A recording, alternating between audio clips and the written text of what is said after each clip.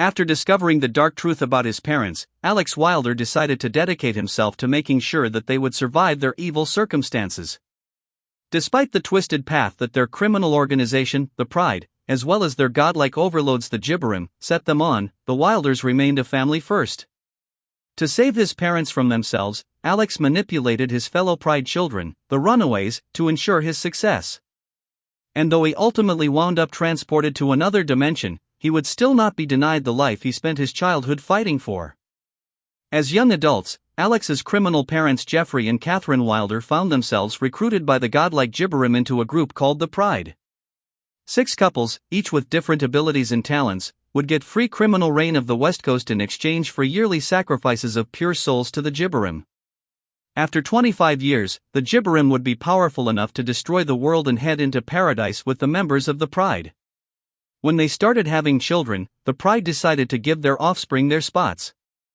And when teen Alex Wilder discovered this, he considered his parents heroes and developed a plan to make sure the duplicitous members of the Pride would not betray his loved ones.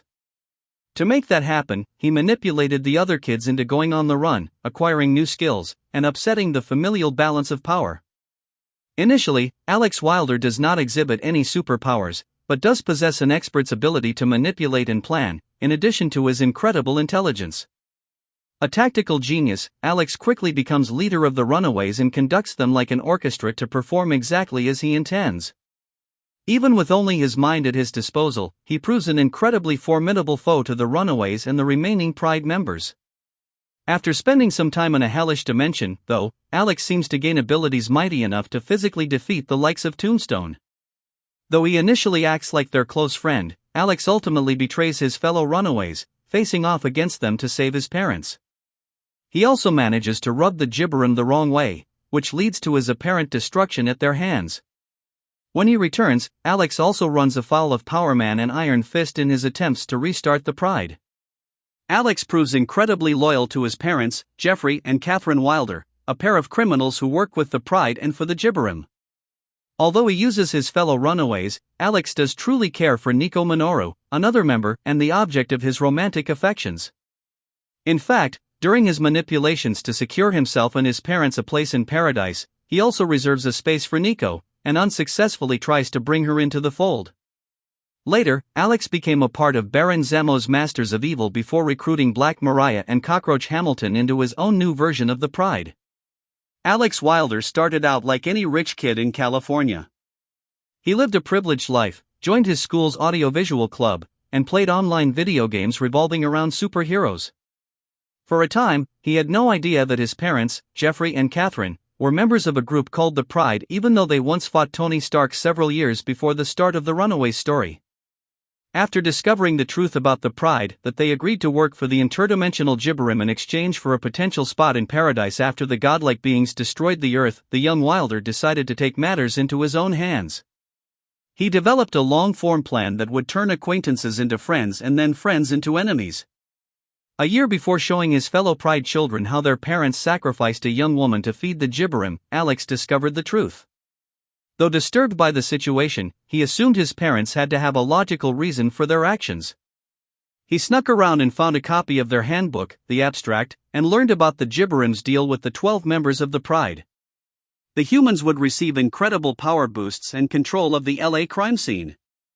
In turn, they would supply the Gibborim with unsullied souls to empower them. As they grew older and had children, the Pride decided they would all offer their children their spots in paradise. Soon after reading all this, Alex discovered a conspiracy between 2 Pride families, the Hayes and Deans, to betray the other members of the group and take the 6 spots in paradise with their own children. At that point, Alex hatched a plan to stop the other parents, but knew he would need help. So, he found out about the Pride's various hidden safe houses, each filled with tech and dinosaurs and other secrets. He then knew that he needed to enlist the help of the other Pride kids, Nico Minoru, Molly Hayes, Chase Stein, Carolina Dean and Gert Jorks, in order to bring his scheme together. The next time all of the parents got together, as the kids hung out at the Wilder house, Alex told them he'd found a cool secret passage while snooping around for Christmas gifts. During the party, he took everyone to see the parents revealing themselves as the Pride, although Carolina had taken Molly, the youngest, back to the rec room before their parents killed the girl. This left Alex, Chase, Gert, and Nico to witness the crime. From there, the kids started hitting their parents' various hideouts and secret lairs, acquiring the abstract, finding Gert's mind-linked dinosaur old lace, uncovering Carolina's alien powers, getting fistigons from Chase's folks, and rescuing Molly from her own parents. Along the way, Alex and Nico began a romantic relationship that would be put to the test in a variety of ways. From there, they holed up in a mansion called the Hostel, which fell below the surface of the earth during an earthquake. While out in the world trying to survive, they stopped a convenience store robbery that resulted in Alex welcoming a kid named Topher into their crew. Topher, who turned out to be a vampire, complicated Alex's situation as he became romantic with Nico while Wilder watched, hidden behind a painting. Alex later saved Nico from Topher, and, ultimately, Carolina used her light powers to kill him. After tangling with Cloak and Dagger, the gang decided to take the fight to their parents.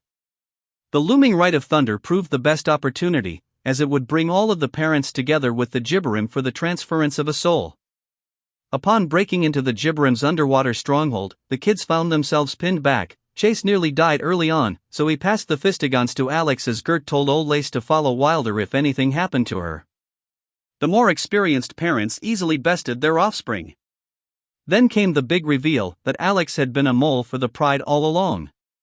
He knocked Carolina out, took control of Old Lace, and stole the staff of one from Nico. With that, he turned to his parents and explained what he'd been doing. He then unfroze Nico from her parents' spell and told her how this all played out. Alex figured that he and his folks would take 3 of the 6 spots and that Nico and her parents could round out the group, but she responded by punching him square in the face. Alex seemed close to winning, until Gert recovered from being knocked out and had Old Lace grab the staff out of Alex's hand, returning it to Nico. Things then got worse for the traitor as Chase burst in with the leapfrog. In the ensuing madness, Molly grabbed the container with the young woman's soul and smashed it right before the Gibborim appeared. When the deities talked down to the Wilders, Alex was angered until he was killed by the Gibborim a moment later. The Runaways took off, leaving their parents to die in an ensuing explosion.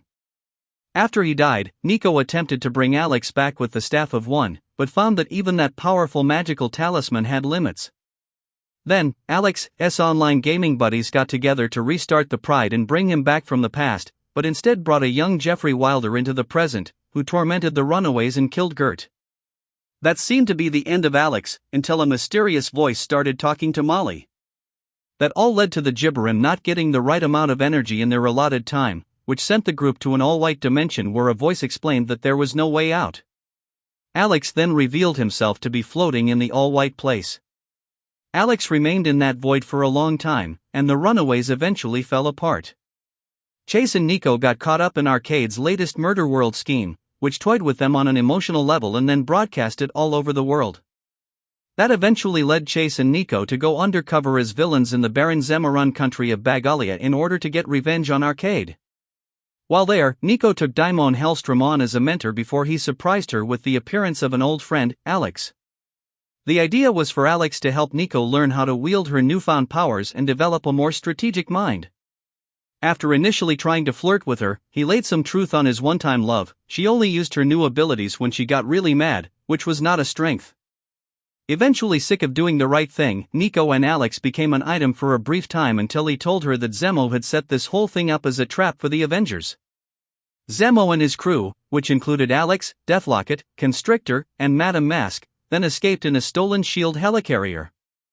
More recently, Alex Wilder made his presence felt in Harlem, where he intended to restart the Pride again. He used supernatural software called the Ignitus to completely rewrite criminal records, which helped bring some of Power Man and Iron Fist's longtime enemies like Cockroach Hamilton and Black Mariah to his side. To continue growing his power base, he sent Mr. Fish to hell and took over Tombstone's operation after besting him in a fight. While Tombstone secretly had Mr. Fish brought back from the Hell Dimension, Alex summoned a dead magician from the 1930s called Chato, and developed a magic-based drug called Redemption that Mariah and the others helped spread all over Harlem. After talking with Brother Voodoo, the former Heroes for Hire discovered that Wilder was attempting to become the Grandmaster of street magic. Cage and Rand caught a break when their assistant-turned-villain Jenny Royce brought them a box containing another demon. Discovering that this important aspect of creating redemption had been stolen, Alex and Mariah followed suit and showed up at the Heroes? office. They were followed by Tombstone and Mr. Fish, leading to an intense battle as Alex magically combined with Chato. As the fight raged, Chato decided to take on a new host and ditched Alex in favor of Luke Cage. The heroes managed to send the demon away, leaving Alex drained, but not dead.